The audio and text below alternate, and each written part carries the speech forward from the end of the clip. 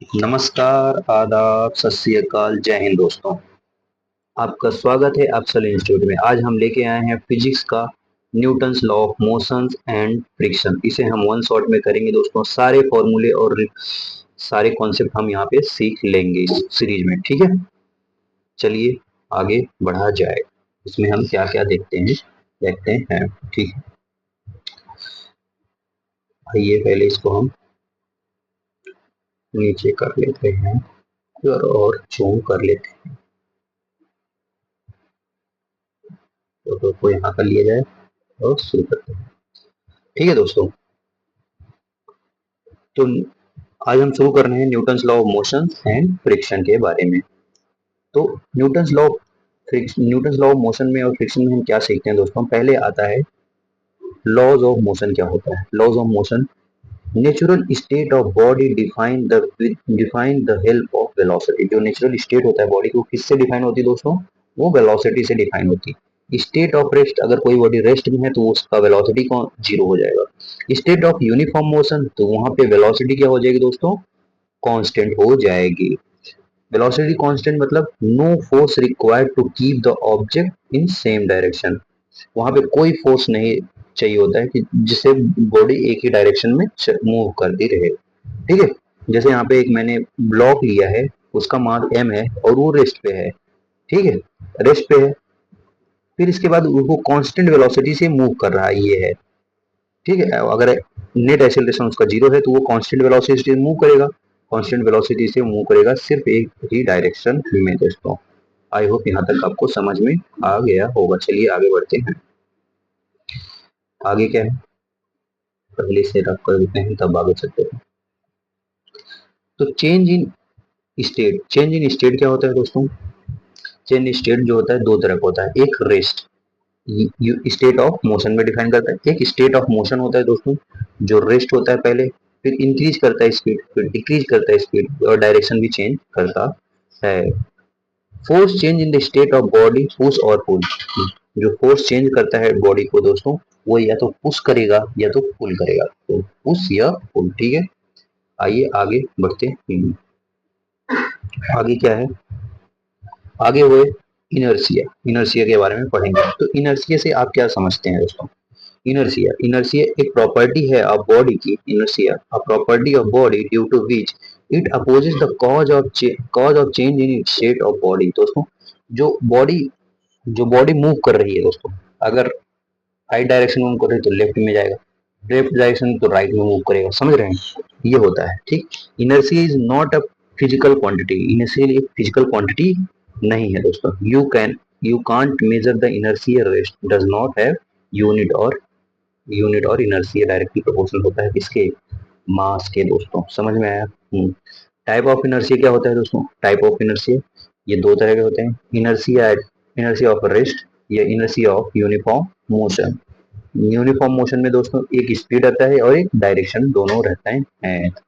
I hope यहाँ तक आपको क्लियर होगा। चलिए आगे बढ़ते हैं। यहाँ तक अभी कुछ समझाने वाले थ्योरी पॉइंट है, तो यहाँ से थ्योरी वाला कॉन्सेप्ट ही सीखते चले जाएंगे। फिर एक नोट पॉइंट है दोस्तों, इन पे गौर करिएगा। Normal reaction, tension, spring force, buoyancy, friction, all are the derived from the electromagnetic force. ये सारे कहाँ से डिराइव हुए हैं दोस्तों? ये सब न्यू इलेक्ट्रोमैग्नेटिक फोर्स से डिराइव हुए हैं। चलिए आइए आगे बढ़ा जाए। आगे क्या है, इसे हम पहले यहाँ पे कर लेते हैं, ठीक है दोस्तों। नॉर्मल रिएक्शन ये बहुत इंपॉर्टेंट है दोस्तों, देखिएगा। नॉर्मल रिएक्शन क्या होता है?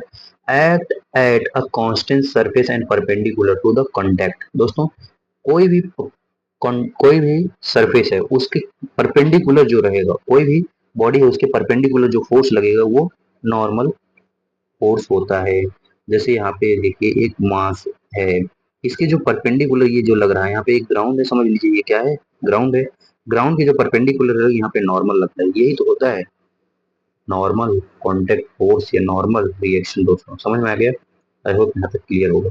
कॉन्टेक्ट फोर्स होता है, ये कैसे होता है? कॉन्टेक्ट फोर्स ऑलवेज पेयर होते हैं दोस्तों। अगर ऊपर लगेगा तो नीचे भी लगेगा, ये तो ऐसे होता है ना दोस्तों। ये देखिए मास है m, यहाँ पे है, ये सरफेस है, अगर ऊपर भी लग रहा है तो यही फोर्स नीचे भी उतना ही लगेगा and perpendicular to the contact. ठीक है, समझ में आ गया? आई होप यहाँ तक आपको समझ में आ गया होगा।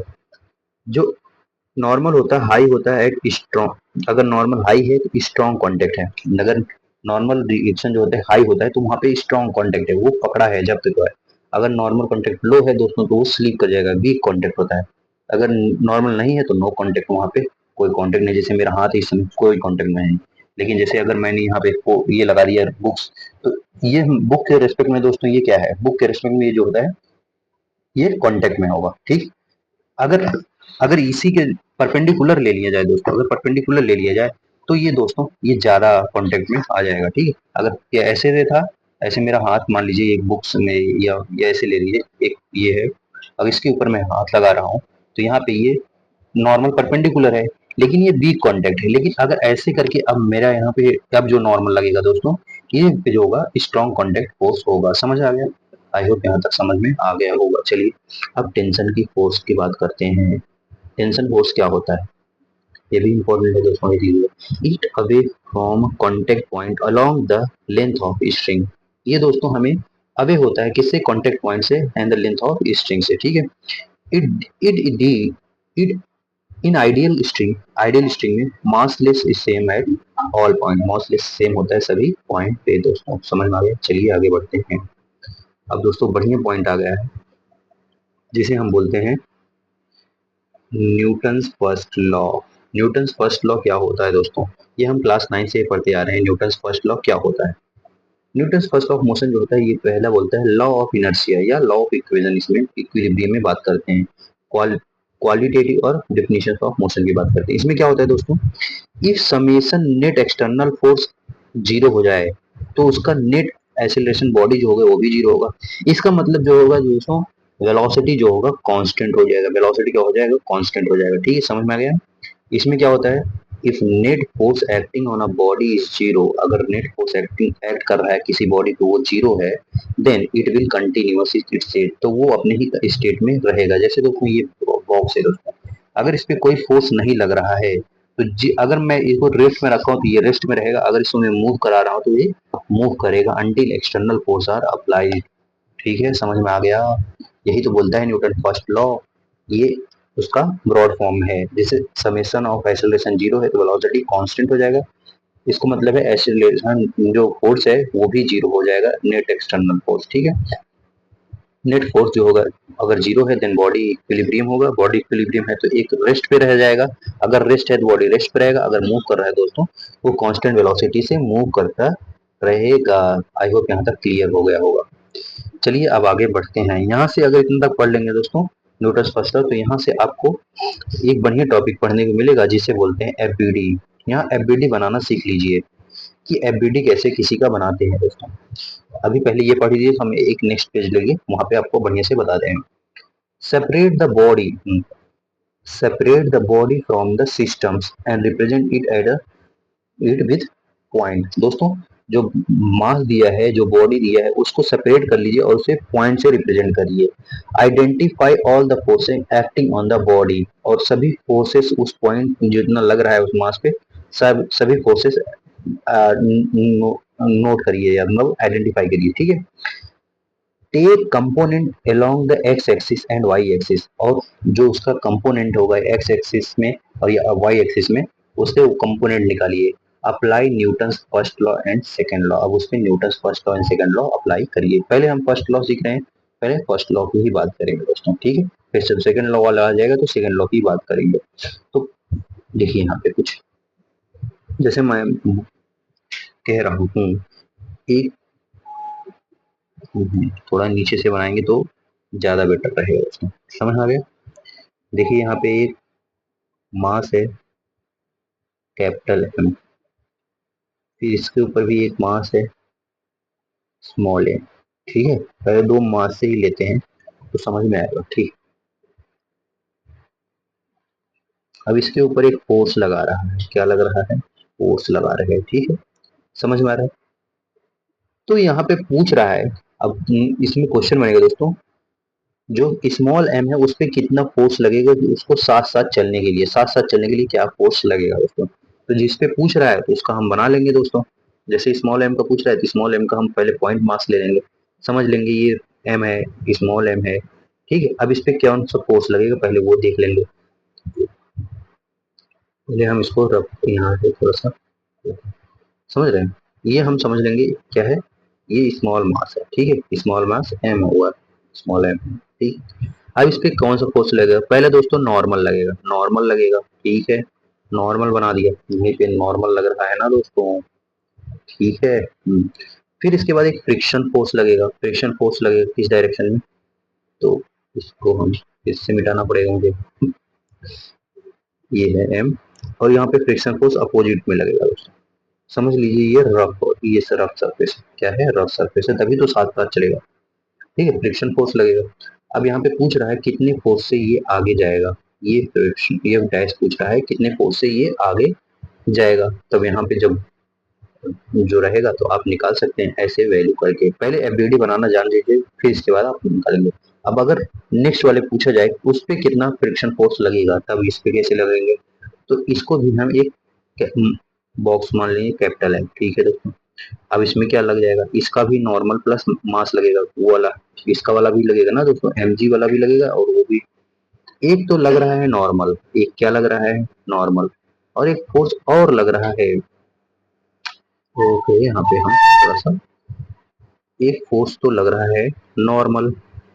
ठीक है, और एक कलर चेंज करके लगा ले रहे, जो लग रहा है एम जी, छोटा वाला, समझ रहे हैं। चलिए, और एक फोर्स लग रहा है आगे की तरफ जो है F, और एक तरफ फोर्स लगेगा जो पीछे की तरफ लगेगा, जिसे हम बोलेंगे फ्रिक्शन फोर्स दोस्तों। ये बना लेंगे, तब यहाँ से अब जब निकाल लेंगे तो वैल्यू फ्रिक्शन फोर्स की आ जाएगी। आई होप यहाँ तक आपको क्लियर होगा, समझ आएगा। आप क्वेश्चन बनाइएगा, नहीं बनेगा तो हमसे पूछिएगा। चलिए, आई होप क्लियर है, एबिलिटी बनाना जान जाएंगे तो आप क्वेश्चन आराम से बना लेंगे दोस्तों। और एक क्वेश्चन ऐसा आता है दोस्तों कॉन्टेक्ट वाला, देखिए मैं बताता हूँ जैसे यहाँ पे, यहाँ पे एक मास दिया रहेगा, फिर ऐसे दिया रहेगा, फिर ऐसा दिया रहेगा। ठीक है, और यहाँ पे इसको कुछ फोर्स से ठेल रहा होगा, ये एम है, ये 2m है, ये m है, ये भी m है। ठीक है दोस्तों। अब पूछेगा जो बीच वाला है, यहाँ जो इसका, ये कहेगा जो 2m पे कितना एक्सेलरेशन लग रहा है, कितना किस किस वेलोसिटी से मूव करेगा, या ऐसा कुछ भी पूछ सकता है दोस्तों। तो आप इस पे बता ही सकते हैं दोस्तों, समझ में आ गया। आई होप आप क्लियर होगा। चलिए आगे बढ़ते हैं पीछे। फिर यहाँ पे आते हैं, इसकी बात करेंगे मोमेंटम। मोमेंटम क्या होता है, मोमेंटम होता है motion contain in a body, motion contain in body, ये होता है मोमेंटम का formula P equal to M into V. ये कैसा होता है, वेक्टर क्वांटिटी होता है, डायरेक्शन अलोंग वेक्टर। ठीक है, initial momentum does not equal to final momentum, but magnitude of initial momentum बराबर होता है मैग्नीट्यूड ऑफ फाइनल मोमेंटम। ये आप याद रखिएगा दोस्तों, मैग्नीट्यूड ऑफ इनिशियल मोमेंटम बराबर होता है मैग्नीट्यूड ऑफ फाइनल मोमेंटम। ठीक है, आई होप यहाँ तक क्लियर होगा। थोड़ा पॉइंट कट गया, उसको हम देख के बताते हैं आपको क्या कट गया है। ठीक है। फिर इसे यहाँ पे लिखा है चेंज इन मोमेंटम दोस्तों, यहाँ पे जो लिखा है चेंज इन मोमेंटम क्या होगा, चेंज इन मोमेंटम जब एक वॉल से लगा हुआ, तो ये मैं कल ही बता दिया था दोस्तों, एक वॉल से जब लग के वापस आ रहा है, यहाँ चेंज इन जो मोमेंटम आएगा, या अगर किसी एंगल पे नहीं है तो 2m इंटू वी हो जाएगा, 2m इंटू वी हो जाएगा। अगर किसी एंगल से आएगा तो दोस्तों तो हो जाता है चेंज इन मोमेंटम बराबर हो जाता है 2m v sin थीटा हो जाता है। और अगर नॉर्मल एंगल से लग रहा है तो चेंज इन मोमेंटम हो जाता था 2m v cos थीटा हो जाता था, नहीं हो जाता था, हो जाता था ना। ये याद रखिएगा, अगर कोई किसी एंगल से नहीं डायरेक्ट बॉल लगी और उसी आ गई फिर वापस पीछे, तो यहाँ पे इसका फॉर्मूला होता है change in momentum 2m v। दोस्तों समझ में आ गया, आई होप यहाँ तक क्लियर होगा। चलिए आगे बढ़ते हैं, और ये पेज एक्सपायर हो गया दोस्तों, इसको हम करेंगे delete। फिर आते हैं आगे। हम्म इसको हम यहाँ पे अच्छा, जो मैं बता रहा था दोस्तों, अगर किसी एंगल पे लग रहा है, जैसे यहाँ पे इस वॉल से लग के किस एंगल पे लग रहा है, तो केस वन में तो यहाँ हो जाएगा change in momentum 2mv sine theta. लेकिन अगर ये नॉर्मल एंगल से यहाँ से अगर थीटा ले रहा है, तो यहाँ पे चेंज इन मोमेंटम हो जाएगा 2mv cos थीटा। समझ में आ गया? तो rate of change in momentum क्या होता है? Rate of change in momentum इसे कहते हैं फोर्स। यही तो होता है सेकेंड लॉ दोस्तों, rate of change of momentum, यही तो होता है फोर्स। इंस्टेंटेनियस फोर्स होता है dp बाई dt, और एवरेज होता है चेंज इन मोमेंटम फॉर्म में चेंज इन टाइम, और नथिंग बट यही होता है क्या? Newton second law of motion, यही तो होता है। चलिए देखते हैं क्या होता है। न्यूटन सेकेंड लॉ क्या होता है, देखिए। Newton second law of motion, law of dynamic quantity defines of motions and define force. मतलब चेंज इन मोमेंटम बॉन्ड में change in momentum with respect to force with respect to time, तो वो हो जाएगा आपका फोर्स। देखो, force average जो होता है change in momentum with respect to time हो जाएगा, वही हो जाएगा फोर्स।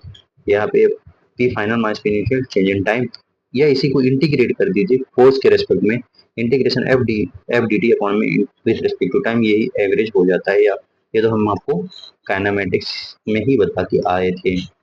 अगर इसके ये देखिए यहाँ पे फोर्स और उसका निकाले हैं, तो ग्राफ ऐसे बनेगा।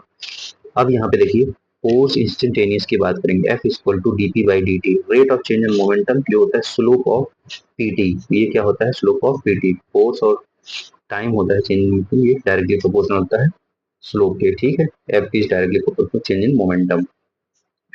Under under F T change the momentum integrate F D T with respect to T P. Okay, अब यहाँ पे आता है दोस्तों बढ़िया पॉइंट, ये वाला आप ध्यान रखिएगा। क्या होता है?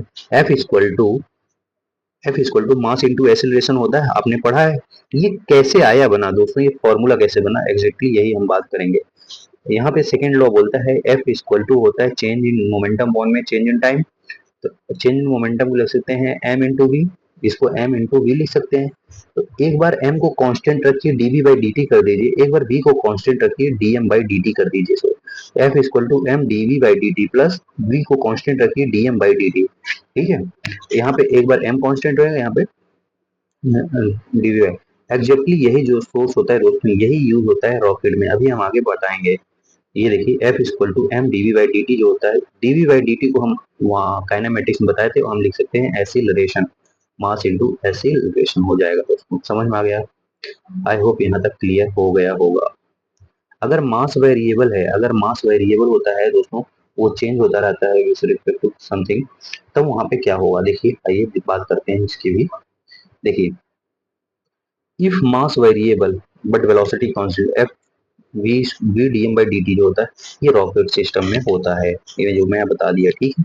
इम्पल्स की बात करेंगे दोस्तों, it is define change in momentum, ये किसको चेंज इन मोमेंटम को डिफाइन करता है? चेंज इन मोमेंटम होता है फोर्स इनटू टाइम, जिसे हम लिख सकते हैं फोर्स इनटू टाइम। समझ में आ गया? अब फिर बात करेंगे कंजर्वेशन ऑफ मोमेंटम, मोमेंटम को कंजर्व करने के लिए क्या बोलते हैं? मोमेंटम इनिशियल बराबर मोमेंटम ऑफ फाइनल, ठीक है। यहाँ पे क्या होगा? मोमेंटम इनिशियल, इफ जो फोर्स नेट रहेगा वो एक्सटर्नल फोर्स जो होगा जीरो होगा, अगर एक्सटर्नल फोर्स क्या हो जाएगा? जीरो हो जाएगा, या डीपी बाई डी टी जो होगा जीरो हो जाएगा। यहाँ पे लिखा है डीपी बाई डी टी अगर जीरो हो जाए, या फोर्स जीरो हो जाए, या मोमेंटम कांस्टेंट हो जाए, ये जो पी रहेगा वो कांस्टेंट हो जाए, तब इस केस में जो होगा आपका कंजर्वेशन ऑफ मोमेंटम लगेगा, ठीक है। आई होप आपको क्लियर होगा। चलिए आगे बढ़ते हैं।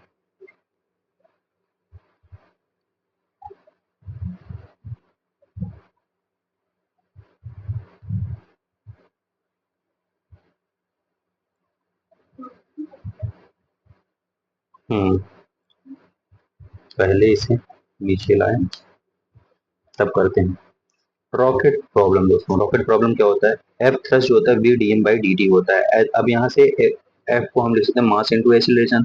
अब यहाँ पे जब एक्सीलरेशन निकालेंगे तो V D M by D T upon mass minus में जी कर देंगे दोस्तों। इफ ग्रेविटी प्रेजेंट, अगर ग्रेविटी प्रेजेंट रहेगा तो माइनस जी कर देंगे। इन ग्रेविटी फ्री स्पेस में क्या करेंगे? V D M by D T upon में एम। समझ में आ गया? लेकिन आफ्टर टाइम टी, कुछ समय के बाद अगर हम निकालेंगे एक्सीलरेशन तब क्या होगा? तो वहां पे दोस्तों इसका फॉर्मूला आएगा V D M by D T upon में एम नॉट माइनस में D M by D T into T, minus में D M by D T into two, और माइनस में जी हो जाएगा दोस्तों। ये आप कई बार लिखेंगे तो याद हो जाएगा, और ये ऐसे में डायरेक्ट क्वेश्चन में अप्लाई कर सकते हैं, तो आपको ज़्यादा प्रॉब्लम नहीं होगी। बस फॉर्मूला अप्लाई करिए और क्वेश्चन के आंसर दे दीजिए दोस्तों, समझ में आया? आपको ही फायदा होगा। माइक वाइक सही चल रहा है? सही चल रहा है। चलिए आगे बढ़ते हैं।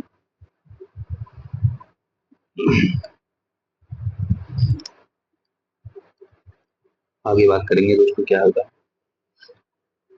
Connected body problem. Connected body की प्रॉब्लम क्या होता है दोस्तों? एक पुल्ली है, उससे क्या होता है, एक मास लटका हुआ है इस तरफ, एक मास लटका हुआ है इसका, लटका हुआ है। इसका मास m1 ये है, इसका मास m2 ये है दोस्तों। m2 ज्यादा है, तो यहाँ पे एक्सेलरेशन जो होता है एफ नेट अपॉन में मास नेट होता है, आप पहले से जानते हैं।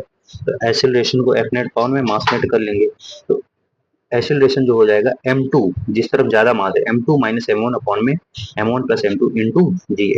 इससे डायरेक्ट हम एक्सेलरेशन निकाल सकते हैं। और इसका टाइम जो टेंशन होता है वो कैसे निकालेंगे दोस्तों? 2m1 m2 अपॉन में m1 प्लस m2 इंटू जी, डायरेक्ट ये फॉर्मूला रखेंगे, आप आ जाएगा दोस्तों। एक दोस्तों हमने बढ़िया ट्रिक लगाया है जो सर ने बताया था, if m1 equal to m2 होगा, एक्सेलरेशन जीरो हो जाएगा, तब क्या होगा?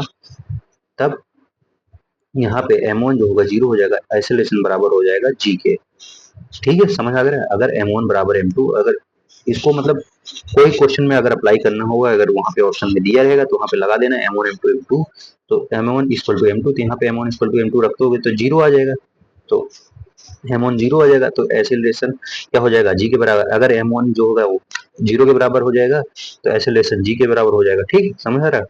लेकिन अगर m1 m2 जो होता है बराबर हो m के बराबर हो जाए तो टेंशन क्या हो जाएगा? m इंटू जी आ जाएगा, तो यहाँ पे टेंशन m2 इंटू जी आ जाएगा। ठीक है, लेकिन अगर m1 जो होगा जीरो हो जाएगा तो टेंशन भी क्या हो जाएगा? जीरो हो जाएगा। समझ आ गया?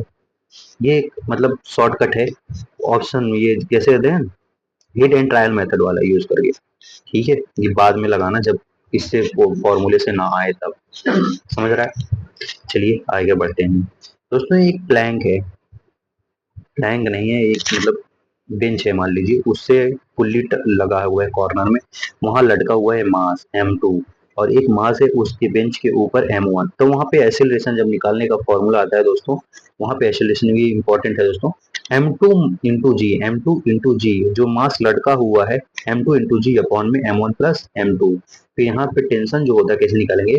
वहां पे मल्टीप्लाई टू होता है, यहाँ पे टू मल्टीप्लाई नहीं होगा, T equal to m1 m2 G upon में m1 प्लस m2 हो जाएगा। समझ में आ गया?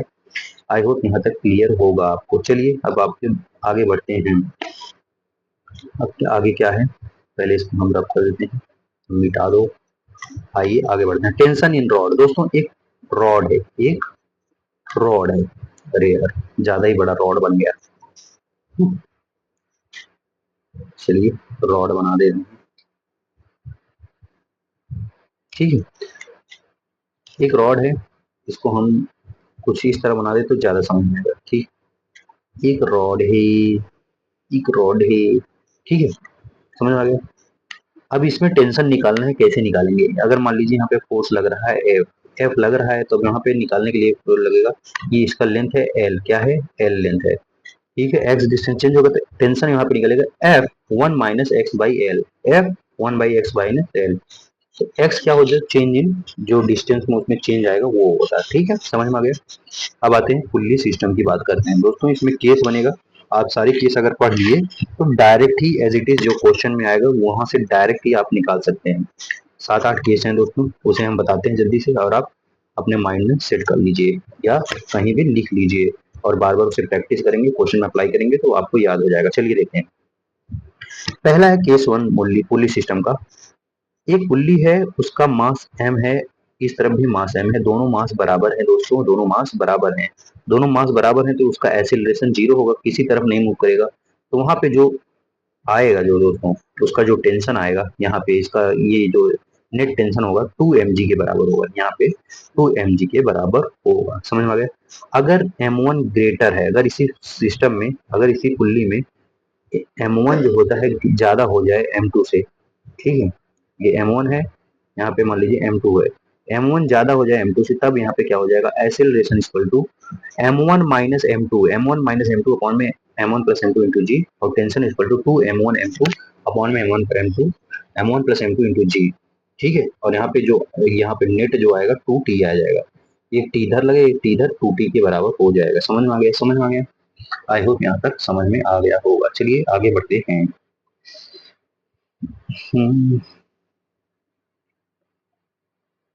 चलिए हाँ दोस्तों, अब केस थर्ड की बात करेंगे। केस थर्ड क्या होता है, केस थर्ड एक बेंच है दोस्तों, और उसके कॉर्नर में पुल्ली कनेक्ट है, और उससे जो होता है मास कनेक्ट है, M2 इधर है M1 इधर है, ठीक है। अब यहाँ पे जब एक्सेलरेशन पूछेगा तो कैसे निकालेंगे, एक इस तरफ नीचे जा रहा है ये वाला एक्सेलरेशन, और एक तरफ इस तरफ, इसका तो जो दोनों सेम होगा दोस्तों, क्योंकि सेम स्ट्रिंग से कनेक्ट हुआ है तो एक्सेलरेशन सेम ही रहेगा। और यहाँ पे जो नेट जो टेंशन आएगा जो होता है अंडर रूट टू, ठीक है, समझ में आएगा। ये देखो R इक्वल टू है ना, R इक्वल टू √2 यही है रिजल्टेंट टेंशन जिसे बोलते हैं, ठीक है। चलिए आगे बढ़ते हैं। केस फोर दोस्तों, अगर एक बेंच रखा हुआ है, यहाँ पे एक पुल्ली है, एक पुल्ली यहाँ पे है, इस पे मास लगा हुआ है बेंच पे, और दो मास नीचे लटके हुए हैं और एक स्ट्रिंग से कनेक्ट हुए हैं दोस्तों। तो यहाँ पे स्ट्रिंग अलग अलग हो जाएगा, एक स्ट्रिंग इस तरफ है एक स्ट्रिंग इस तरफ है दोस्तों, ना रस्सी अलग अलग हो जाएगी। रस्सी अलग अलग होने के कारण क्या होता है दोस्तों, यहाँ पे आप देखिए, रस्सी अलग अलग होने के कारण क्या होता है यहाँ पे, तो एक आइसोलेशन इधर जाएगा।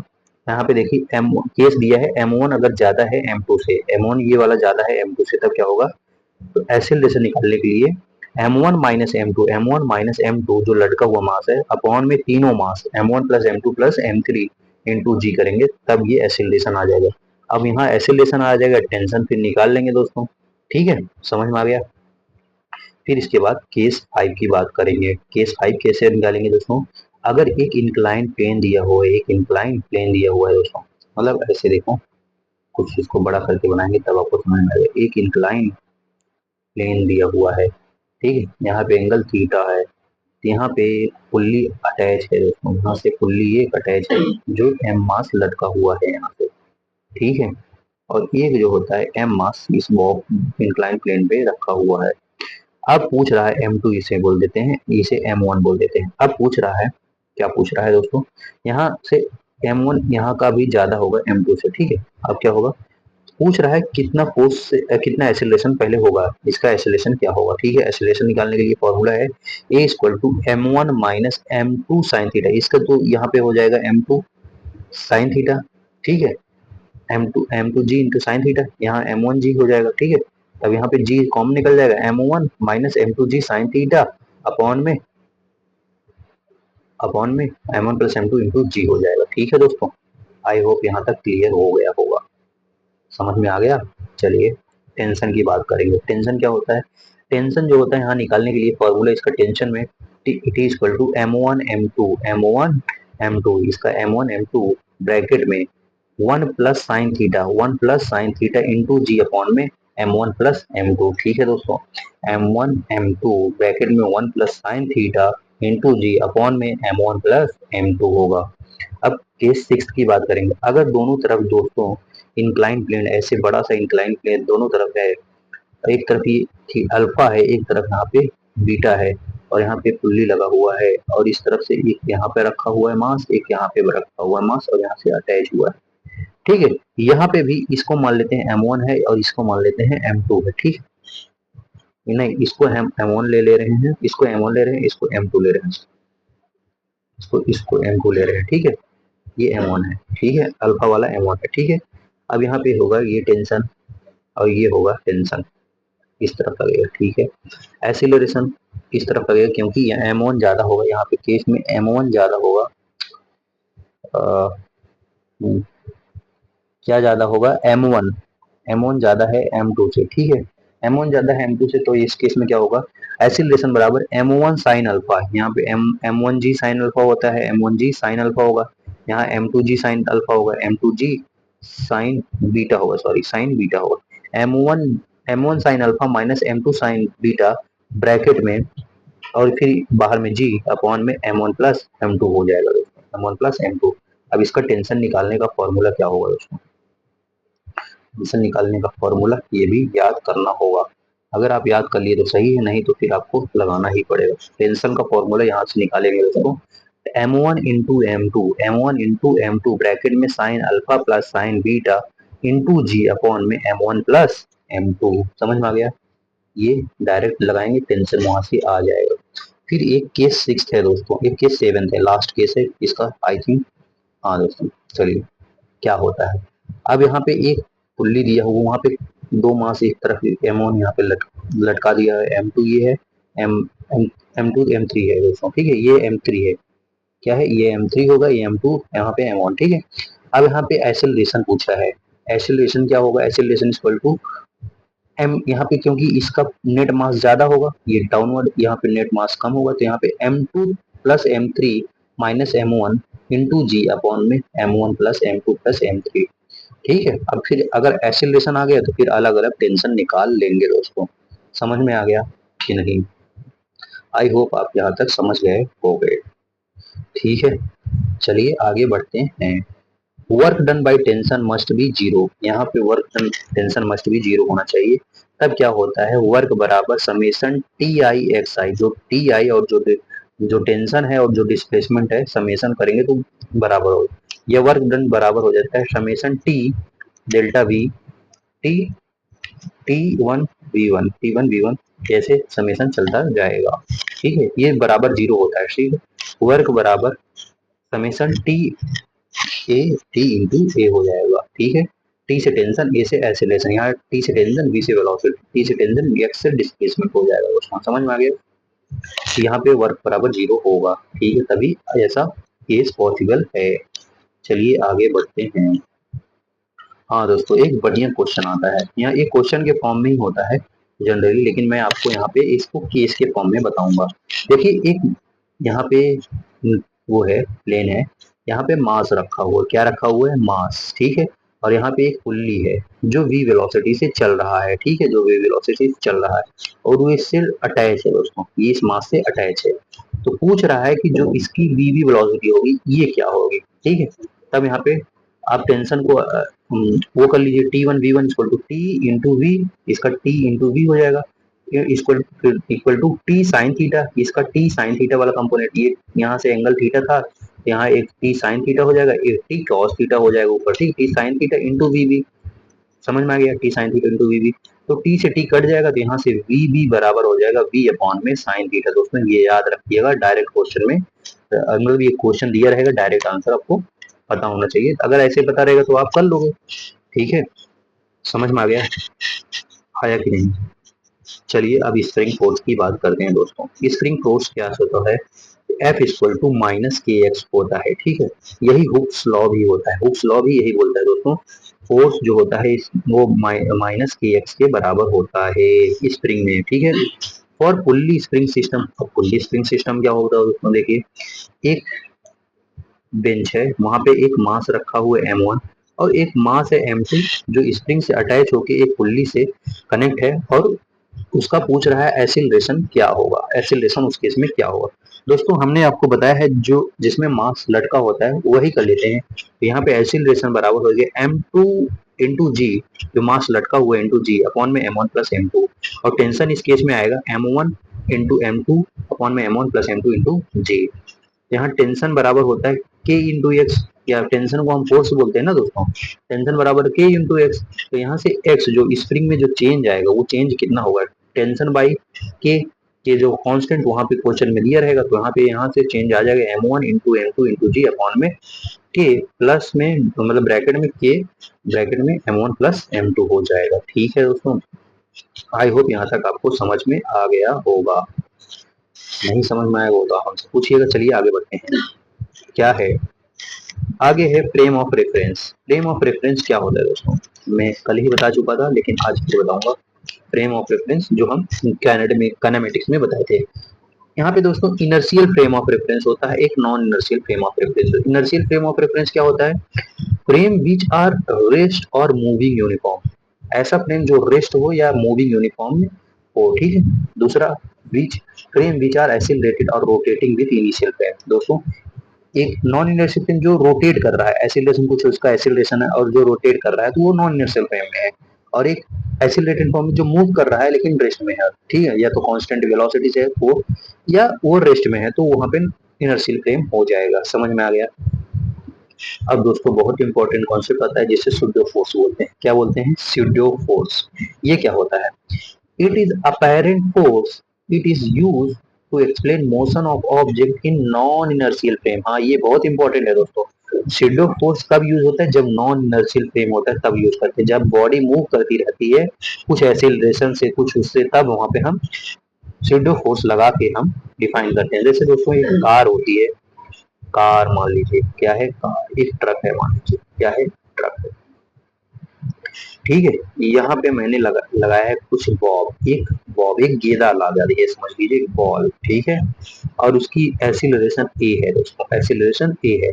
अब पूछेंगे कि इस बॉल की जो होता है क्या जो है इसमें स्पीड या एक्सीलरेशन होगा, ठीक है।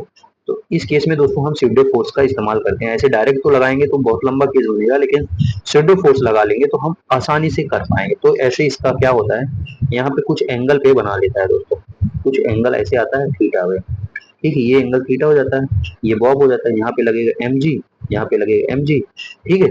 ये इस तरफ एक्सीलरेशन इसको अपोजिट कर देते हैं, यहाँ पे ये ए हो जाता है दोस्तों, ठीक है। समझ में आ गया? ये एक्सीलरेशन सूडो फोर्स यही है, सूडो फोर्स का कॉन्सेप्ट दोस्तों, समझ में आ गया? एक्सीलरेशन उसका अपोजिट हो जाएगा, समझ में आ गया? Pseudo force does not allow actions of reactions law, actions reactions law allow नहीं करता दोस्तों, समझ में आ गया? आई होप यहाँ तक आपको क्लियर हो गया होगा। चलिए आगे बढ़ते हैं, आगे क्या है, आगे एक क्वेश्चन है दोस्तों, उसे पहले हम लोग टैकल करते हैं। क्या है? What is horizontal acceleration? Horizontal acceleration क्या होगा? Should to be provided to wedge so that the block of mass m kept on wedge of rest at rest। देखिए दोस्तों ये क्वेश्चन ऐसे बोल रहा है, एक वेज है, एक इंक्लाइन प्लेन है, इस पे मास रखा हुआ है, इसमें मास रखा हुआ है, ठीक है।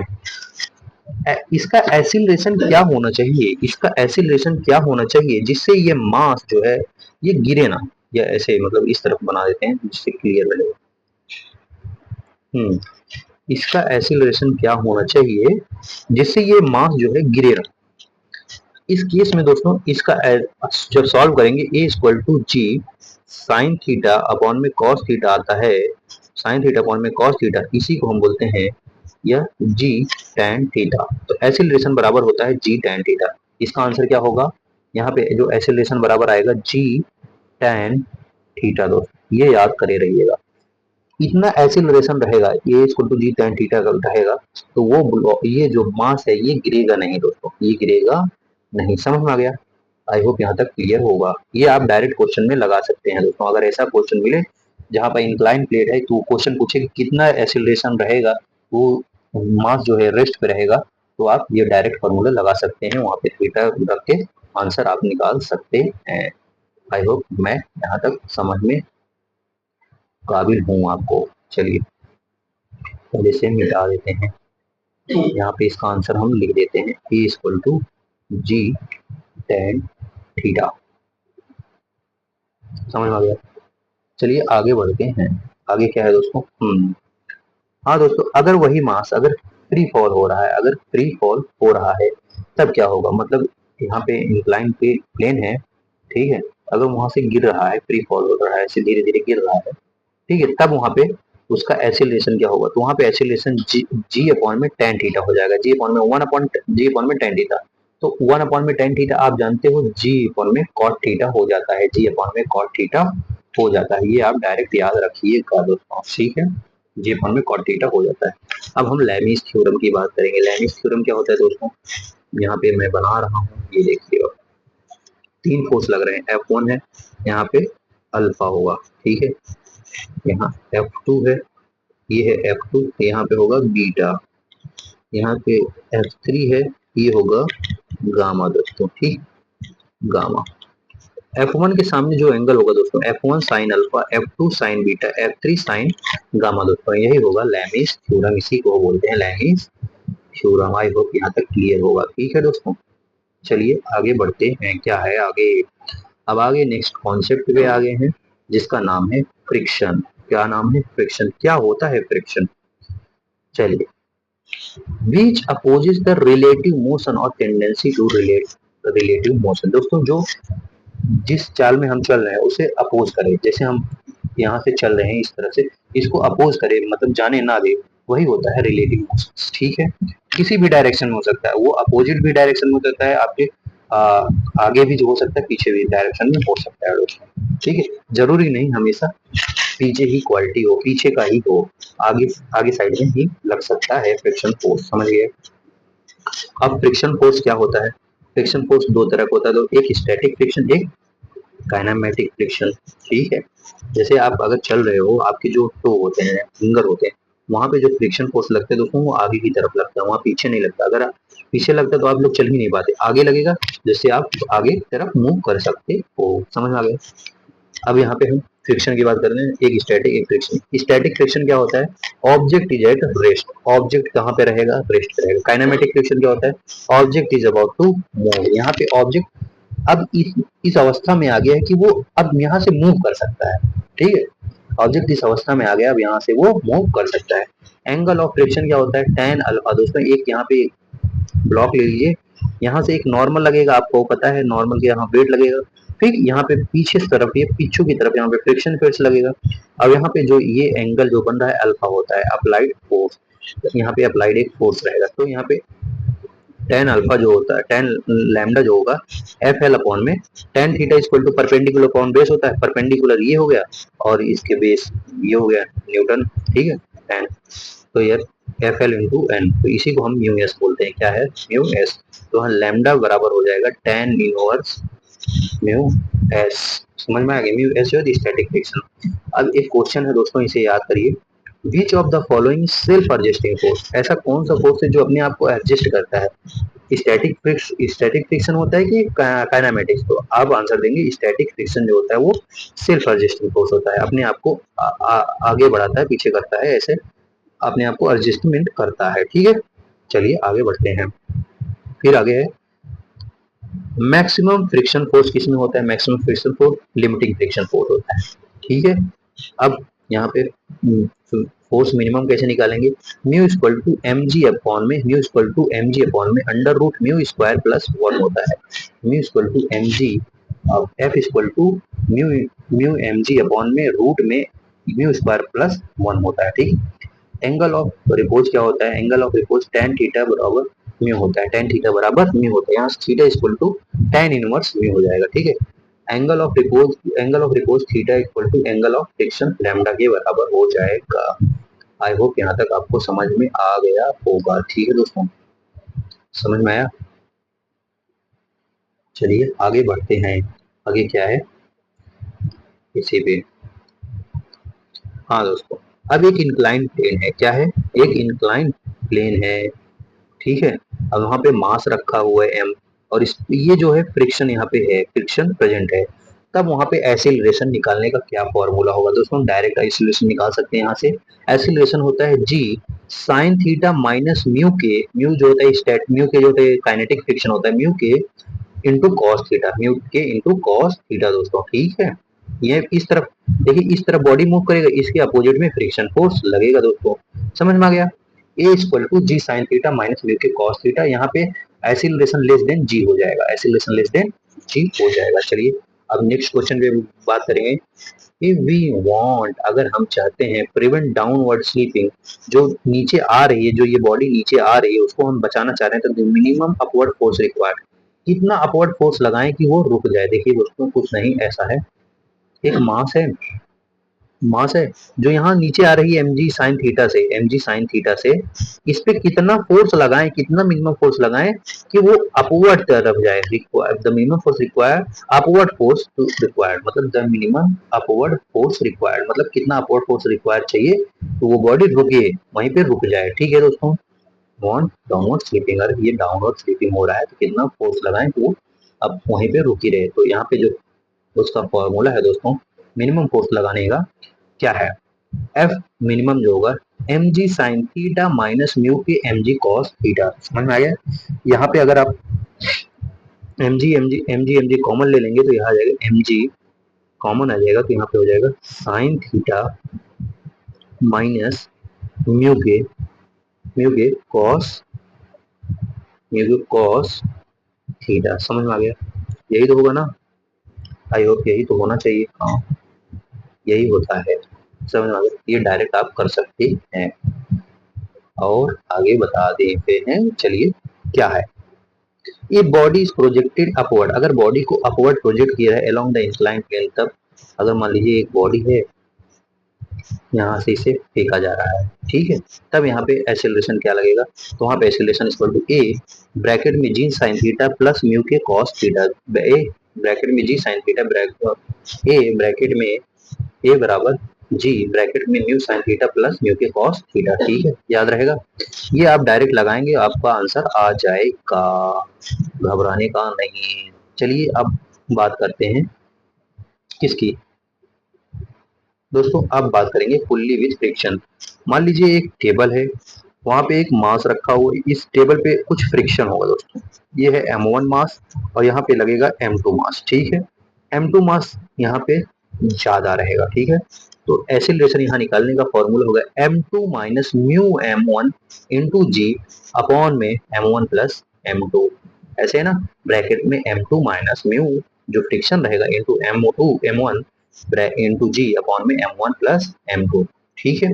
अब यहाँ टेंशन निकालने का फॉर्मूला क्या होगा दोस्तों, जब टेंशन निकालेंगे इसका, जब यहाँ पे इसका टेंशन निकालेंगे, कितना इसका तनाव रहेगा, टेंशन निकालेंगे दोस्तों, m1 इंटू m2 ब्रैकेट में 1 प्लस म्यू इंटू जी अपॉन में m1 प्लस m2, ठीक है।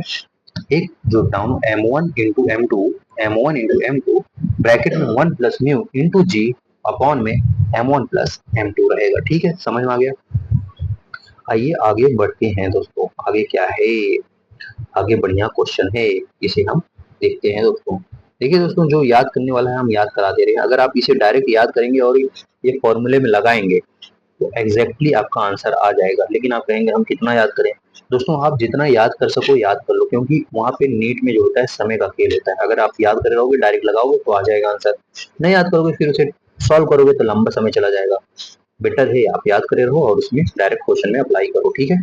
चलिए अब बात करते हैं एक्सीलरेशन की। अगर एक इंक्लाइन प्लेन है और वहां पे यहाँ पे फ्रिक्शन है और एक मास लटक रहा है m1, एक मास m2 है, m2 साइन थीटा लग रहा है, तो वहां पे एक्सीलरेशन कैसे निकालेंगे। एक्सीलरेशन निकालने का फॉर्मूला दोस्तों वहां पे हो जाएगा m1 जो लटक रहा है मास माइनस m2 ब्रैकेट में sine theta plus mu cos theta, bracket में sine theta plus mu cos theta into जी अपॉन में m1 प्लस m2।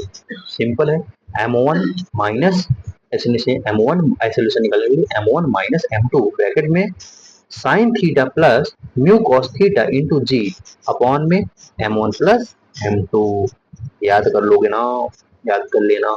अब यहाँ टेंशन का फॉर्मूला क्या होगा, टेंशन निकालने के लिए इसमें रस्सी में टेंशन कैसे निकलेगा, टेंशन निकालने का फॉर्मूला होगा m1 इंटू m2 ब्रैकेट में 1 plus sine theta plus mu cos theta, 1 plus sine theta plus mu cos theta into जी अपॉन में m1 प्लस m2 अपॉन में m1 प्लस m2। दोस्तों समझ में आ गया, आया कि नहीं, ये कर लेना याद दोस्तों, इससे डायरेक्ट आप कर लोगे। एक क्वेश्चन और आता है दोस्तों, बहुत ज्यादा बार ये पूछा गया हुआ है, क्या, if whole system of acceleration or system accelerated so block does not slip, अगर whole system accelerate करे तो block स्लिप नहीं करेगा on the ways, the external ways of force क्या होगा, तब वहां पे एक्सटर्नल वेज फोर्स क्या होगा दोस्तों।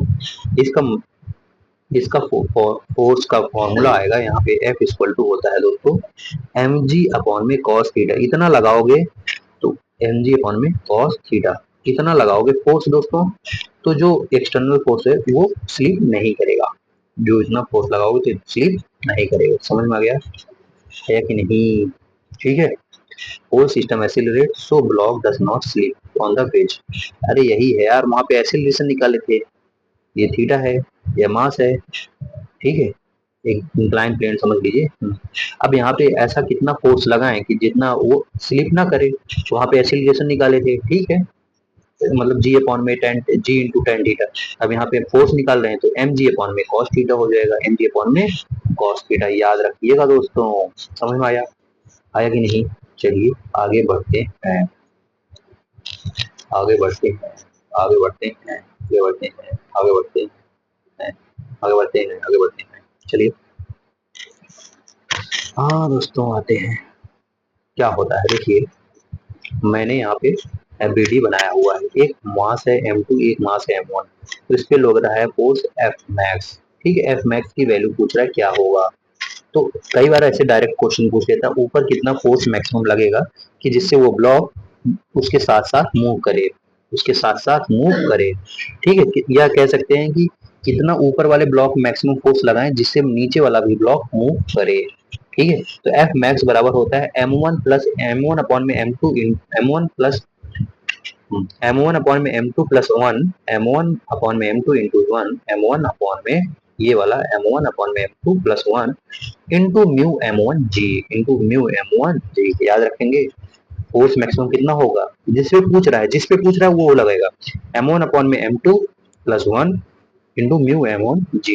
अगर ये दूसरे वाले पूछता तो M2 अपॉन में M1 plus one mu M2 into g. दोस्तों समझ में आ गया, इससे डायरेक्ट आ जाएगा।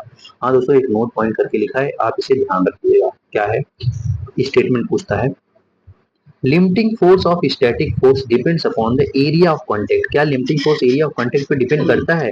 एंड डिपेंड ऑफ मटेरियल, क्या वो डिपेंड करता है मटेरियल पे? गलत बात है दोस्तों, यहाँ पे एरिया ऑफ कांटेक्ट नहीं डिपेंड करता है, या इंडिपेंडेंट होता है मटेरियल पे, ऐसा गलत बात है। अब यहाँ पे जो स्टेटमेंट सही है क्या है, limiting force of kinetic, static नहीं kinetic, kinetic friction is independent of area of contact. इस पे इंडिपेंडेंट होता है एरिया ऑफ कांटेक्ट में, एंड डिपेंड्स ऑफ मटेरियल, इस पे डिपेंड होता है मटेरियल पे।